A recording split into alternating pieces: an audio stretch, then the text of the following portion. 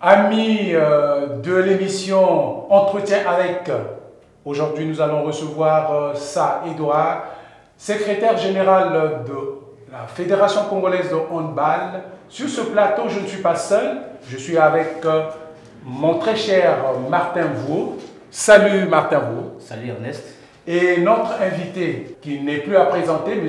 Sa Edouard, qui est le secrétaire général de la Fédération congolaise de handball. Monsieur Tsa, bonjour. Bonjour, monsieur Ernest. D'entrée de jeu, nous allons donc commencer cet entretien sur le handball.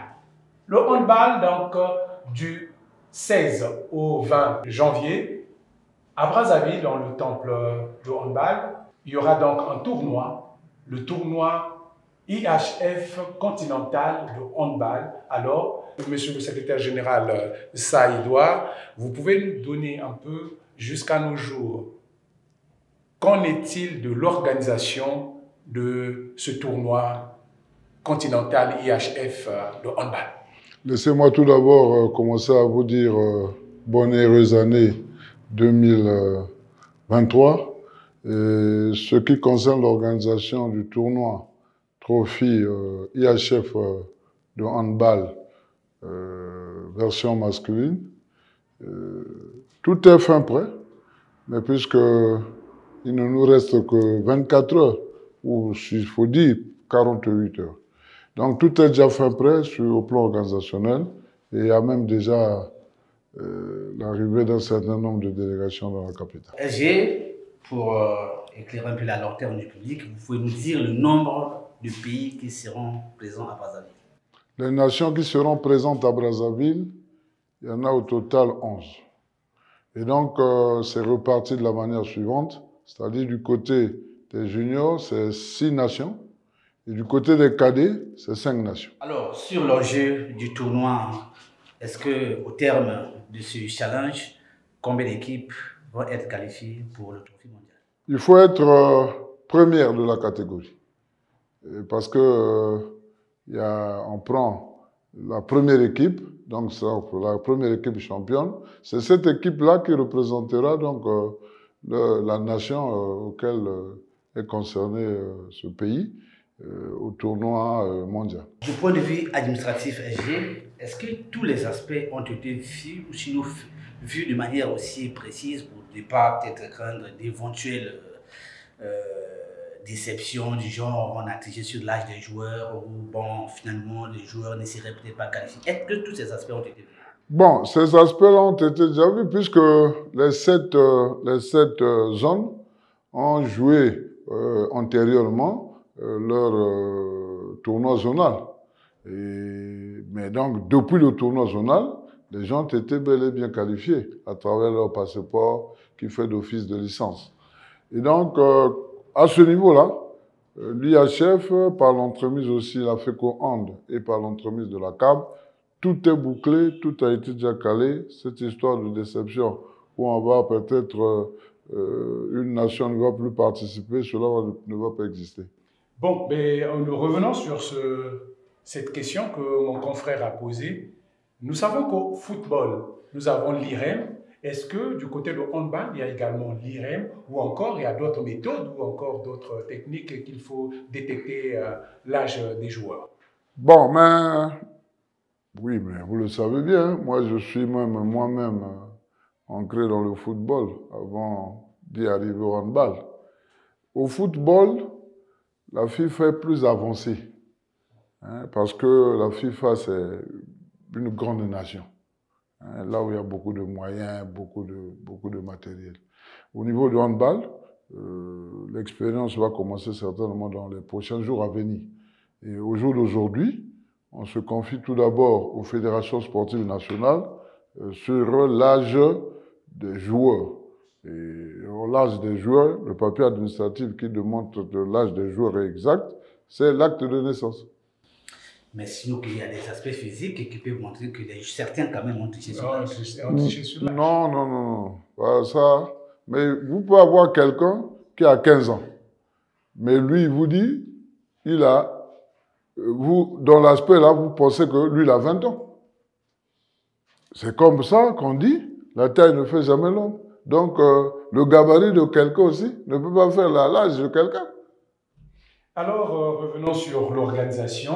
Alors, M. Tsar, quand vous dites tout est fin prêt, est-ce que nous parlons un peu d'une mission, une personne et les moyens? Parce que souvent, c'est le problème qui revient toujours. Est-ce que les moyens ont été mis à votre disposition pour que ces jeunes-là ne souffrent pas de certainement des difficultés au cours de leur exécution du championnat?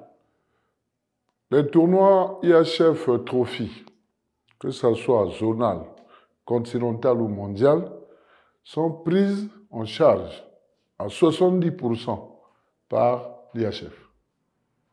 Quand vous regardez par exemple les billets, hein, le titre de transport de toutes ces nations-là, hein, en aller comme au retour, quand vous regardez l'hébergement, quand vous regardez la restauration, ça c'est pris en charge par l'IHF à 70%, comme je viens de le dire tantôt.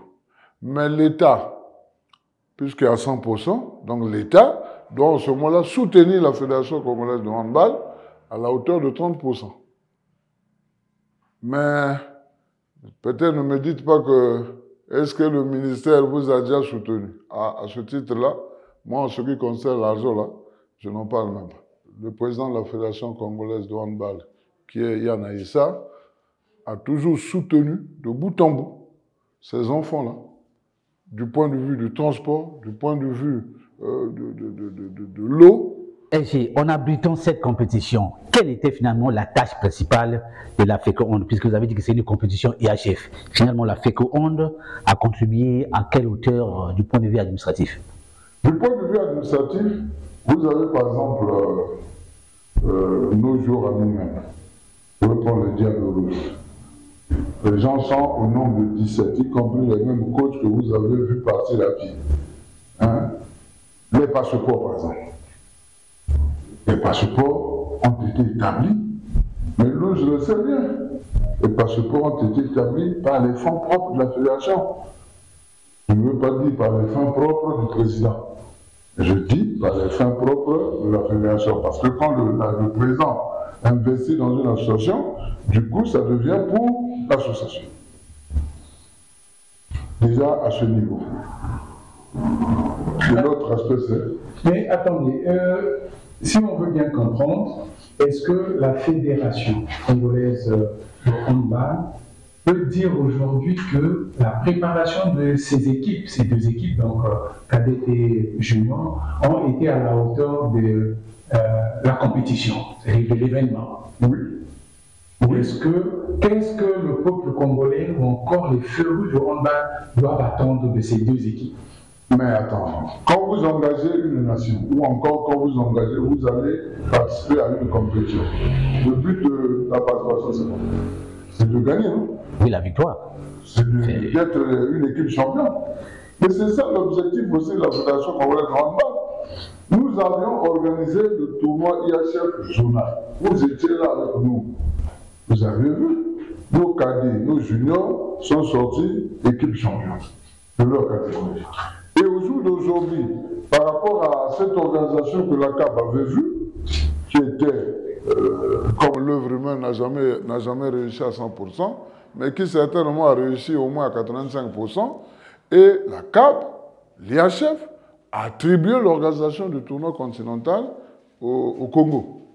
Mais donc, tous les diables rouges au jour d'aujourd'hui sont peut-être au risque de me tromper, mais nous sommes là. On ne peut pas organiser pour perdre. Il faut organiser pour gagner. Et lorsque vous dites la FECO Onde a pu établir les passeports, mais la subvention de l'IHF, qui la reçoit? Oh, mais puisque l'IHF envoie au niveau... L'institution, après la CAB, l'institution sportive nationale, c'est quoi? C'est la FECO Onde.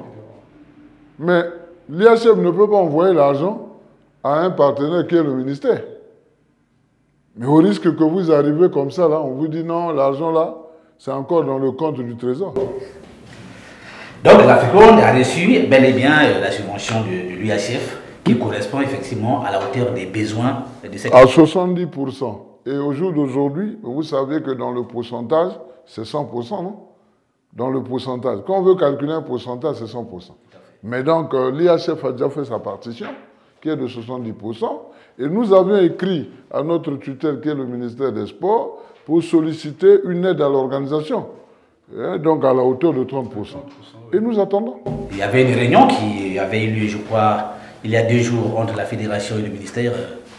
C'était autour de cela. Non, c'était autour de qu'est-ce qui reste à faire, qu'est-ce qu'il faut faire pour que ça s'améliore. Et moi, j'ai souvent eu l'habitude de ne pas trop parler argent. Parce que cette histoire d'argent-là a toujours amené des contradictions au niveau des gens. Alors, les conditions d'hébergement des délégations qui vont arriver, les hôtels sans doute, vous dites? Oui. C'est déjà prêt. Les hôtels sont faits prêts. Le transport. Le transport est fait. Mais puisque nous avions écrit au ministère des Sports, et on a sollicité les quasters, on a sollicité les minibus et les mini-voitures au niveau du parc auto, ceci est fait. Et le ministère, pour lui, il a pris le relais, il a écrit à la direction du parc auto. Je me rappelle bien, plus tard que hier, là, tout a été déjà autorisé. Et j'ai l'autre que vous dites, tout est fait prêt. On a vécu cela pendant le tournoi zonal, l'électricité, là aussi, c'est, comme on dit, un handicap majeur. Est-ce qu'on a pensé contourner ces difficultés de lestage parfois au cours des matchs? Oui, bon, au jour d'aujourd'hui, tu sais, à chaque chose malheureusement, hier on avait un problème de groupe, tout et tout, mais lors du mondial de football passé, là, il y avait une société qui avait exposé, qui faisait passer les matchs sur l'écran géant au niveau du gymnase Nicoloba. Et donc la société avait à réparer le groupe du gymnase. Donc nous, notre affaire au jour d'aujourd'hui, c'est de préparer le carburant. On prépare le carburant et tous ces aspects-là, nous en avions vu. Parce qu'on sait que du côté de l'électricité, c'est quand ça part. Quand il y a interruption du courant, tout le monde est dans la négation. Mais quand ça arrive, tout le monde applaudit. C'est comme si on dirait que c'est un bébé qui vient de naître. Fini donc cet entretien avec, aujourd'hui nous avons reçu M. Saïdoua, secrétaire général de la Fédération congolaise de handball, qui nous a édifié sur l'organisation du tournoi IHF Trophy Continental, qui doit donc se dérouler du 16 au 20 janvier prochain. Et en cela, nous demandons donc à tous les sportifs congolais d'envahir donc le gymnase Nicoloba pour encourager les nations qui sont arrivées. Au total, 6 du côté junior, 6 nations, 6 pays qui sont donc arrivés à Brazzaville.